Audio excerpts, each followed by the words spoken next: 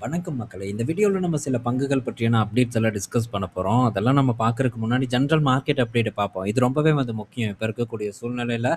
இன்னைக்கு டேல நம்ம மார்க்கெட் பார்த்தீங்கன்னா, நெகட்டிவ் பெர்ஃபார்மன்ஸ போஸ்ட் பண்ணியிருக்கு. நிஃப்டி, பேங்க் நிஃப்டின்ட்டு அனைத்தும் பார்த்தீங்கன்னா, நெகட்டிவ் பெர்ஃபார்மன்ஸ் தான். பட் இருந்தாலும் கூட பெரிய அளவுக்கான சரிவு இன்னைக்கு ஏற்படல. சின்னதா ஒரு 30 பாயிண்ட்ஸ் வரைக்கான இறக்கத்த குடுத்து தான் நிஃப்டி 50 க்ளோஸ் ஆயிருக்கு.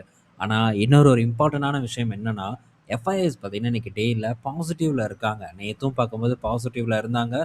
இன்னைக்கு பார்க்கும்போது பாசிட்டிவ்க்கு வந்திருக்காங்க. இது ரொம்பவே ஒரு நல்ல விஷயமா தான் நான் பார்க்குறேன். ஏன்னா, ஒரு பக்கம் எஃப்ஐஎஸ் பார்த்தீங்கன்னா, லைட்டா பாசிட்டிவ்க்கு வந்துட்டு இருக்காங்க. இன்னொரு பக்கம் பார்த்தீங்கன்னா, ஏஐ ஸ்டாக்ல நல்ல செல் ஆஃப் நடந்துட்டு இருக்கு. அண்ட் இன்னொரு சைடு இன்னைக்கு நீங்க பாருங்க, ஐடி நிறுவனங்கள் பார்த்தீங்கன்னா, ஒரு ஏற்றத்த குடுத்துருக்கு. இதெல்லாம் கோரிலேட் நம்ம பண்ணும்போது, அப்படியே ஷிஃப்ட் ஆகுதோ அப்படிங்கிறது தான் என்னுடைய ஒரு எதிர்பார்ப்பா இருக்கு. பட் இது உடனே நடக்காது. எப்பவுமே ஒரு ரியாக்ஷன் நடக்க போகுது. ஒரு விஷயம் நடக்க போகுதுன்னா, அது ஆல்மோஸ்ட் நடக்கிற ஸ்டேஜ் கிட்ட வந்துரும். ஏற்றம் நடந்து முடிஞ்சிரும். அதுக்கப்புறம் தான் நமக்கு அந்த இடத்துல, "ஓ! இதெல்லாம் நடக்குதா?" அப்படிங்கிறதே நமக்கு தெரிய வரும். ஃபியூச்சர்ல டெஃபினட்டா அதையும் நம்ம பார்ப்போம். ஆனா, இதெல்லாம் நடக்கறக்கு முன்னாடி யார் மார்க்கெட்ல ரிஸ்க் எடுக்குறாங்களோ, அவங்களுக்கான ரிவார்டு தான் ரொம்ப, ரொம்ப, ரொம்ப பெருசு அப்படிங்கிறதுல மாற்று கருத்தே இல்ல. ஏன்னா, தைரியத்துக்கு தானே பரிசு. எந்த அளவுக்கு நம்ம தைரியமா ஈடுபடுறோமோ, அந்த அளவுக்கான வெற்றி அண்ட் அந்த வெற்றி மிகப்பெரிய அளவுக்கான ஒரு வெற்றியா இருக்குங்கிறதுல மாற்று கருத்து இல்ல. இப்போ இன்னைக்கு நம்ம ஏசியன் மார்க்கெட் பார்த்தோம். குறிப்பா ஏஐ பேஸ் பண்ண சந்தை ஒரு சரிவ சந்திச்சிருந்தது. காஸ்பி எல்லாம். அதே நேரத்துல நாஸ்டாக் பாருங்க இன்னைக்கு டேல 2% வரைக்கான சரிவ குடுத்திருக்கு. இந்த சரிவு எதனால ஏற்பட்டிருக்கு? இந்த சிப் ரிலேட்டட் கம்பெனிஸ்னால தான் ஏற்பட்டிருக்கு. என்விடியா விடுங்க. என்விடியா நான் பார்க்கல. ஏஎம்டி பார்த்தீங்கன்னா, கிட்டத்தட்ட 10% வரைக்கான சரிவ போஸ்ட் பண்ணியிருக்கு. இதே நம்ம இன்டெல் பார்க்கும்போது கிட்டத்தட்ட 10% வரைக்கான சரிவ போஸ்ட் பண்ணியிருக்கு. அருமையான ஒரு அடி பார்த்தீங்கன்னா, யுஎஸ் மார்க்கெட்ல இருக்கக்கூடிய சிப் கம்பெனிஸ்ல நடந்துட்டு இருக்கு. என்விடியா பெரிய அளவுக்கான சரிவு இல்ல. என்விடியா நான் இப்ப தான் செக் பண்ணேன். என்விடியா பார்க்கும்போது வெறும் 1% வரைக்கான இறக்கத்த தான் இப்ப போஸ்ட் பண்ணிட்டு இருக்கு. ஓரளவு என்விடியா தப்பிச்சிருச்சுன்னு சொல்லலாம். என்விடியாவ பத்தி தனியா ஒரு அப்டேட் பண்ணணும் அப்படின்னு நான் நினைக்கிறேன். என்விடியா பார்த்தீங்கன்னா, இப்ப பெரிதும் கவனிக்க கொள்ளாத ஒரு பங்கா இருக்கு. என்விடியாக்கு காம்படிஷனா நெறைய நிறுவனங்கள் வருது அப்படி இப்படிங்கலாம். ஆனா, என்விடியாவோட அடுத்த ஒரு ஃபியூச்சர் பிசினஸ பத்தி நம்ம அப்கமிங் வீடியோஸ்ல டிஸ்கஸ் பண்ண போறோம். சின்னதா சொல்லிர்றேன். ஸோ இது பார்த்தீங்கன்னா, இந்த ரோபோட்டிக்ஸ சார்ந்து இருக்க போகுது. ரோபோட்டிக்ஸ்ல ஒரு முன்னணி நிறுவனமா என்விடியா வருவதற்கான வாய்ப்பு இருக்குன்னு நான் நினைக்கிறேன். ஆனா, இது ரொம்ப ஒரு லாங் டெர்ம் ஒரு கோலா இருக்குன்னும் என்னோட எதிர்பார்ப்பு இருக்கு. இத பற்றியெல்லாம் நம்ம தனியா டிஸ்கஸ் பண்ணுவோம். அப்ப இன்னும் கொஞ்சம் டீட்டெயில்டா பேசும்போது ஒரு புரிதல் ஏற்படும்னு நான் நினைக்கிறேன். ஒரு பக்கம் இப்ப ரோபோட்டிக்ஸ் அப்படின்னு நம்ம எடுத்துக்கிட்டா, அது கொஞ்சம் ஒரு லாங் டெர்ம் ஒரு பிளேவா இருக்கும் அப்படின்னு நான் நினைக்கிறேன். ஏன்னா, உடனே ஒரு மாற்றத்த கொண்டு வராது. கொஞ்சம் டைம் எடுக்கும் அப்படிங்கிற ஒரு எதிர்பார்ப்பு இருக்கு. ஆனா, அதே நேரத்தில அடுத்த தீம நோக்கி நான் நகர்ந்துட்டேன். கேப்ஸ நோக்கி. அதாவது இந்த ரோபோ டாக்ஸிய நோக்கி நான் பார்த்தீங்கன்னா நகர்ந்துட்டேன்.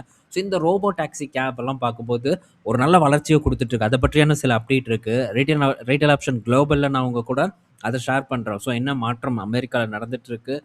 குளோபலா என்ன நடந்துட்டு இருக்குங்கிறத பற்றியெல்லாம் நம்ம டிஸ்கஸ் பண்ணுவோம். பட் என்னோட தீம் அப்படின்னு பார்த்தா அது அந்த ஆட்டோனமஸ் டிரைவிங் தான். விரைவில் அத பற்றி நம்ம அடுத்த அப்டேட்ல டிஸ்கஸ் பண்ணலாம் டீட்டெயில்டா. இதுல என்விடியாவோட பங்களிப்பும் இருக்கு. என்விடியாவ பத்தி தனி வீடியோல நம்ம பேசுவோம். இப்போதைக்கு ஏஐ ரிலேட்டட் பங்குகள் ஒரு நல்ல சரிவ குடுத்துட்டு வந்துட்டு இருக்கிறத நம்மளால ஈஸியா பார்க்க முடியுது. பார்ப்போம். இது நிக்காம தொடர்ந்து இருந்ததுன்னா, அது நம்ம மார்க்கெட்டுக்கு மிகப்பெரிய அளவுக்கு ஒரு பெரிய பாசிட்டிவ் நியூஸா இருக்குங்கிறதுல மாற்று கருத்து இல்ல. என்விடியா அதாவது இன்டெல், ஏஎம்டி தான் இந்த அளவுக்கான ஒரு சரிவு அப்படின்னு நம்ம பார்த்தா, இந்த சிப் கம்பெனி, மெமரி சிப் கம்பெனிஸையும் போட்டு அடி பொளந்துட்டு இருக்காங்க. அந்த நிறுவன பங்குகள் இன்னைக்கு சாண்டிஸ்க்லாம் கிட்டத்தட்ட 15% வரைக்கான சரிவ போஸ்ட் பண்ணியிருக்கு. நல்ல ஒரு அடி தான் ஏற்பட்டுட்டு இருக்கு. தொடரட்டும். தொடர்னா தான் நம்ம மார்க்கெட்ல ஒரு சான்ஸ் ஏற்படும். திரும்ப எஃப்ஐஎஸ் பார்த்தீங்கன்னா உள்ள வருவாங்க. நம்மளும் செமிகண்டக்டர் பக்கம் நம்ம தலைய சாய்க்காம, அடுத்த ஒரு ஃபியூச்சர் செக்மெண்ட்ட நோக்கி போறது பெட்டரா இருக்குங்கிறது என்னோட ஒரு எதிர்பார்ப்பா இருக்கு. இந்த ஏஐ எத்தன நாட்களுக்கு ரவுஸ் காட்டும் அப்படிங்கிறத நம்ம பொறுத்திருந்து பார்ப்போம். அடுத்தது பார்த்தீங்கன்னா, இப்போ ரிசல்ட் வரப்போகுது. பில்டப் பார்த்தீங்கன்னா ஏத்த ஆரம்பிச்சுட்டானுங்க. ஐடி கம்பெனிஸ் எல்லாம் பெட்டர் பெர்ஃபார்மன்ஸ பண்ணோம் அப்படின்ட்டு சொல்லிட்டு வந்துட்டு இருக்காங்க. ஐடி கம்பெனிஸ் பார்க்கும்போது ஒரு ஏற்றத்த குடுக்கலாம். இங்கேருந்து ஒரு 40% வரைக்கான ஏற்றம், 50% வரைக்கான ஏற்றம் அப்படின்ட்டு ஒவ்வொருத்தவங்களும் பார்த்தீங்கன்னா, ஒவ்வொரு வகையான டார்கெட்ட குடுத்துட்டு இருக்காங்க. நடக்குமா, நடக்காதா அப்படின்ட்டுலாம் நம்ம பொறுத்திருந்து பார்க்கணும். பட் இந்த மாரியான ஒரு டார்கெட்ட பேஸ் பண்ணி நம்ம இயங்குறது ரொம்ப தவறு அப்படின்னு நான் நெனைக்கிறேன். ஏன்னா, டார்கெட்ட பேஸ் பண்ணி இயங்கும்போது, அதில சில தவறுகள் பண்றதுக்கான வாய்ப்பு இருக்கு. இன்கேஸ் நெனைச்சது நடக்கல. அது குறிப்பா டார்கெட் அப்படின்னாலே ஒரு ஷார்ட் டெர்ம்க்குள்ள தான் நம்ம வந்துருவோம். அந்த ஷார்ட் டெர்ம்ல அது நடக்கலன்னா, பெரிய அளவுக்கான ஒரு மனவலி ஏற்படும். அதுக்கப்புறம் நம்ம தவறு பண்ணுவதற்கான வாய்ப்பு ரொம்ப அதிகமாக இருக்குது. ஸோ அதனால் டார்கெட் பேஸ் பண்ணாமல் அட்ராக்டிவான இடத்துக்கு வருதா, நல்ல ஒரு குவாலிட்டியான நிறுவனமா, அந்த நிறுவனத்தை பிடிச்சி உள்ளே ஓடுறதுக்கு நம்ம ட்ரை பண்ணணுங்கிறது என்னுடைய ஒரு கருத்து. ஸோ நெக்ஸ்ட்டு பார்த்தீங்கன்னா, இப்போ இன்னொரு ஒரு அப்டேட் இருக்குது. ஸோ அந்த அப்டேட்டையும் நம்ம ஷேர் பண்ணுவோம். அதுதான் இந்த ஐடி கம்பெனிஸை பற்றி தான். ஸோ இப்போது இந்த ஏஐனால ஐடி கம்பெனிஸ் பெரிய அளவுக்கு பாதிக்கப்பட்டிருக்கு. ஸோ எந்த அளவுக்கு ஐடி கம்பெனிஸ் இறங்கியிருக்கு அப்படிங்கிறதுல மாற்று கருத்தே இல்லை. எல்லாரும் நம்ம தினம் அதை பற்றி தான் பேசிட்டு வந்துட்டுருக்கோம். ஆனால் இந்த சூழ்நிலையில் ராம்கோ சிஸ்டம் பார்த்தீங்கன்னா கிட்டத்தட்ட டபுள் ஆயிருக்குங்க. ஒரே மாசத்துல டபுள் த ரிட்டர்னை வந்து போஸ்ட் பண்ணியிருக்கு. இன்னைக்கு ஒரு நண்பர் போட்டிருந்தாரு. ஸோ என்னங்க இது என்ன ஆச்சு? இது எதுக்கு இந்த ஏற்றத்தை கொடுத்துட்டு இருக்கு அப்படின்ட்டு கேள்வி கேட்டிருந்தாரு. ஸோ இந்த நிறுவனம் ரீசெண்டாக ஒரு நல்ல பர்ஃபார்மன்ஸை போஸ்ட் பண்ணிட்டு இருக்கு. குறிப்பாக இதோட லாஸ்ட் டிப் பார்த்தீங்கன்னா ஏப்ரல் மாசத்துல இருந்திருக்கு. ரூ. 345 இருந்த ஒரு பங்கு இன்னைக்கு ரூ. 850 கிட்ட இருக்கு. அது மட்டும் இல்லை, இன்னைக்கு டே ஹை அப்படின்னு நம்ம எடுத்து பார்த்தா எங்கே போயிருக்குன்னு பாருங்க. ரூ. 960 வரைக்கும் போயிருக்கு. லாஸ்ட் ஒரு மாசத்துல பார்த்தீங்கன்னா கிட்டத்தட்ட டபுள் த ரிட்டர்ன் இந்த பங்கு டெலிவர் பண்ணியிருக்கு. ஆனால் அதே நேரத்தில் இன்ஃபோசிஸ் எல்லாம் எடுத்து பார்த்தா திருகிட்டு இருக்கு. ஸோ ஏறவே முடியல. இன்ஃபோசிஸ், டிசிஎஸ், ஹெச்சிஎல் டெக் போன்ற நிறுவனங்கள் பார்த்தீங்கன்னா ஏற முடியாமல் ஸ்ட்ரகிள் பண்ணிட்டு இருக்கு. ஆனால் இந்த நிறுவனத்தில் வால்யூம் பார்த்தீங்கன்னா மிகப்பெரிய அளவுக்கு வந்து உயர்ந்துட்டு இருக்கிறத நம்மளால பார்க்க முடியுது. ஸோ இங்கே பாருங்க, இந்த சார்ட்ல வால்யூம் வந்து இந்த இந்த ஒரு போர்ஷன்ல தான் அதிகமாக இருக்கிற மாதிரி காட்டுது. ஆனால் நிறுவனத்தில் பலரும் பார்த்தீங்கன்னா முன்னக்கூட்டியே வந்து ஆட் பண்ணியிருப்பாங்க. ஸோ எவன்லாம் வாங்கி ஏற்றணும் அப்படிங்கிறது முடிவு பண்ணியிருக்கானோ அவனெல்லாம் முன்னாடியே பார்த்தீங்கன்னா சீட்டு பிடிச்சி வச்சிருப்பான். ஸோ அவன் ஏறி உட்காந்துருவான். உட்காந்ததுக்கப்புறம் பெரிய அளவுக்கான ஒரு பையிங்கை பண்ணுவான். ஸோ அதுக்கப்புறம் ஒரு ஏற்றத்தை கொடுக்கும். அந்த ஏற்றத்தை பேஸ் பண்ணி ரீட்டைல் பீப்புள் போய் மாற்றுறதுக்கான வாய்ப்பு இருக்குது. ஸோ இந்த கம்பெனி ஒரு ப்ராடக்ட் பேஸ்டு கம்பெனி. இன்ஃபோசிஸ் பார்க்கும்போது சர்வீஸ் பேஸ்டு கம்பெனி. பட் இந்த ப்ராடக்ட் பேஸ்டு கம்பெனிக்கு ஏஐனால் எந்த பாதிப்பும் இல்லையான்னு கேட்டால் கண்டிப்பாக பாதிப்பு இருக்குது. ஸோ இவங்களும் ஏஐயை பார்த்தீங்கன்னா அவங்க ப்ராடக்ட்குள்ளே வந்து புகுத்தணும். நிறைய சேலஞ்சஸ் இருக்குது. பட் அதெல்லாம் வந்து பொருட்படுத்தாமல் இந்த நிறுவனங்கள், ஸோ இதுன்ட்டு இல்லை, இன்னும் சில நிறுவனங்களும் பார்த்தீங்கன்னா ஏற்றத்தை வந்து கொடுத்துட்ருக்கு. ஆனால் இந்த ஏற்றத்தை டெஃபினட்டாக நான் நம்ப மாட்டேன். ஸோ அந்த அளவுக்கு ப்ராஃபிட்டபுளாகவும் இல்லை இந்த நிறுவனம் மற்ற கம்பெனிஸ் கூட கம்பேர் பண்ணும்போது. பல இது இருக்குது. ஸோ மார்க்கெட்டே பார்த்தீங்கன்னா இப்படி தான்.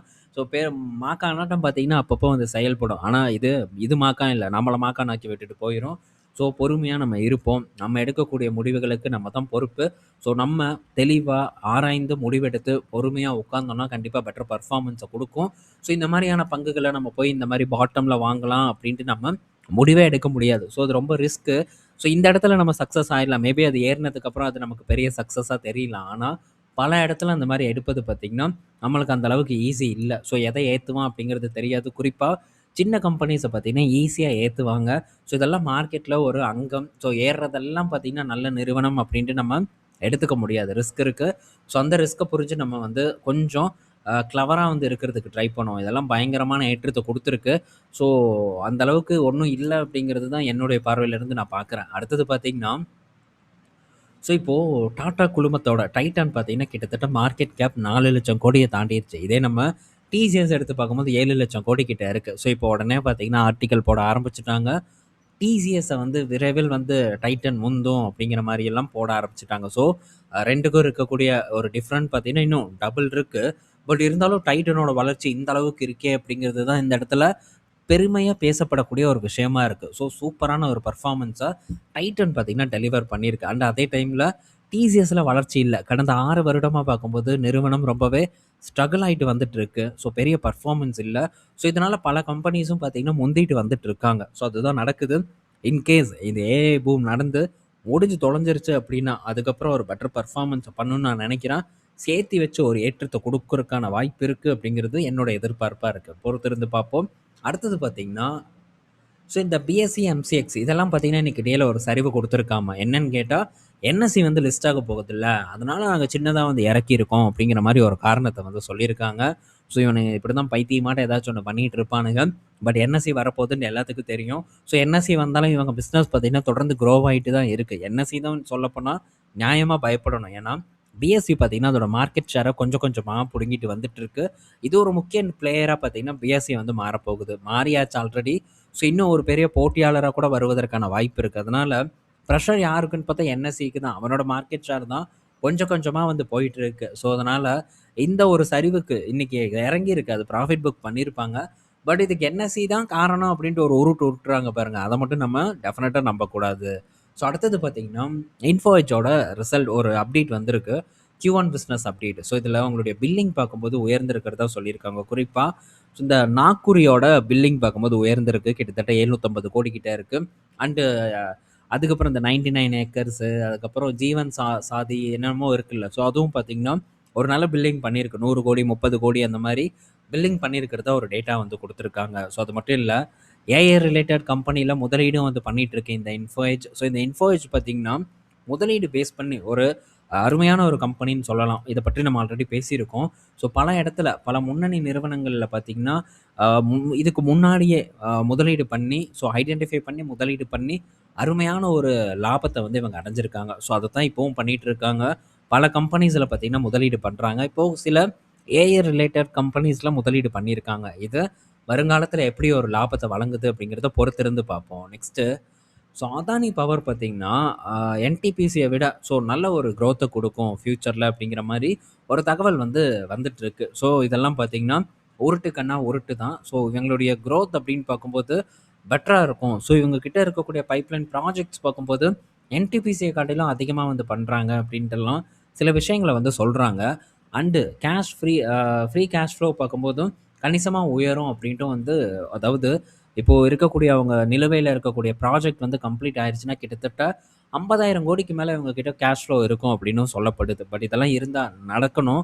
ஸோ இவங்க கிட்ட இருக்கக்கூடிய பிரச்சனைகள் அத்தனை இருக்குது, கடன் இருக்குது, ஸோ எல்லாம் இருக்குது. இதெல்லாம் தாண்டி இவங்க பெரிய அளவுக்கு சாதனை படைப்பாங்க அப்படின்ட்டு சொல்கிறது நம்ம காதில் பூ சுற்றுறது தான். ஸோ இந்த வேல்யூலலாம் இது பக்கம் நம்ம போனோன்னா முடிஞ்சே போயிடுவோம். ஏன்னா ஸோ இந்த நிறுவனம் ரொம்ப பீக்கில் இருக்குது. இப்போ பார்த்தீங்கன்னா நல்லா உருட்டுன்னு உருட்டி நம்ம தலையில் கட்டுறதுக்கு ஒரு ட்ரை பண்ணுறானுங்க அப்படின்னு நம்ம உறுதியாக வந்து சொல்லலாம். ஸோ என்டிபிசி ஒரு தரமான நிறுவனம். ஆல்ரெடி அவங்க கிட்ட சொல்லிக்கிற அளவுக்கான கெப்பாசிட்டி இருக்குது. நம்பர் 1 நிறுவனமாக இருக்குது. அண்ட் அவங்களுடைய பைப்லைனை பற்றி நம்ம டிஸ்கஸ் பண்ணியிருக்கோம். ஸோ இந்த கம்பேரிசன் என்னை பொறுத்த வரைக்கும் அந்த அளவுக்கு ஒர்த்தான கம்பேரிசன் இல்லை. ஸோ இது நம்மளை இது பண்ணுறதுக்கு தான், ஸோ நம்மளை மடைமாற்றுறதுக்கு தான் இந்த ஒரு கம்பேரிசன் அவங்க கொடுக்குறாங்கன்ட்டு நம்ம உறுதியாக வந்து சொல்லலாம். ஓகே, ஸோ இந்த வீடியோவில் நம்ம பல இன்ஃபர்மேஷன் பார்த்துருப்போம். பயனுள்ளதாக இருக்கும்னு நான் நினைக்கிறேன். ஸோ நாளைக்கு நம்ம இன்னொரு வீடியோவில் மீட் பண்ணுவோம். பாய் மக்களே.